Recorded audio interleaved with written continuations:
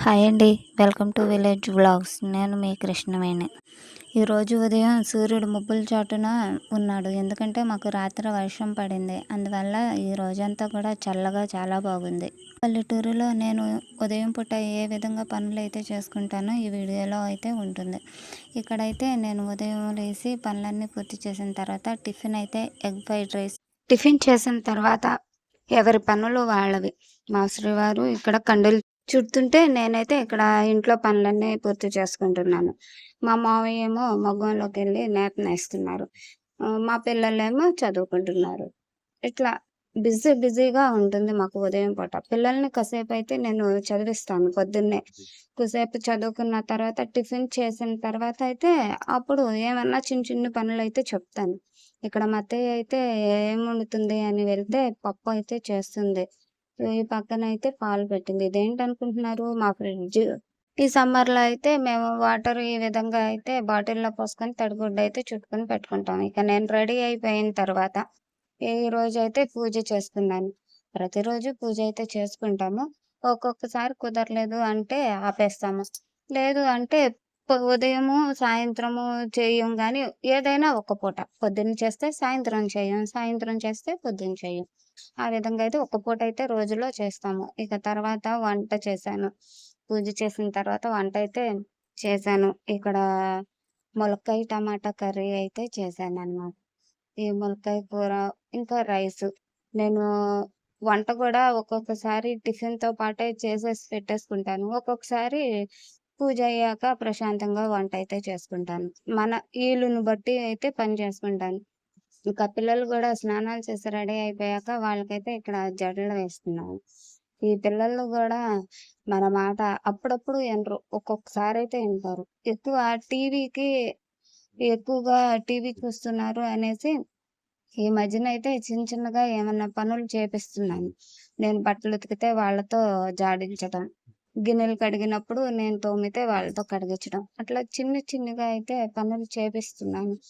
కానీ వాళ్ళతో చేపిచ్చే కన్నా అసలు మనం చేసుకుంటేనే త్వరగా అయిపోతుంది. కానీ వాళ్ళకి కూడా కొంచెం పని వస్తుందిలే అనేసి అలా చేశాను. ఇక్కడ వాతావరణం చూసారా? అసలు ఎంత బాగుందో! ఒక వారం నుంచి వేసిన ఎండలకి ఈ వాతావరణానికి కరువాసిపోయినంత పనైతే అయ్యింది.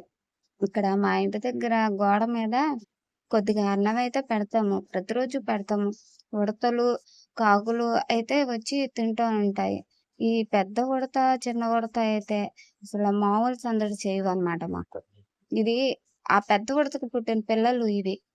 ఇంకా 4 ఉన్నాయి. అవి గూడా వస్తాయి. కానీ అప్పుడప్పుడు తిననివ్వదు. ఇదే తినేస్తది. ఇక ఇక్కడైతే అయి చూస్తూ నేనైతే ఇక్కడ చేతి పని చేస్తున్నాను.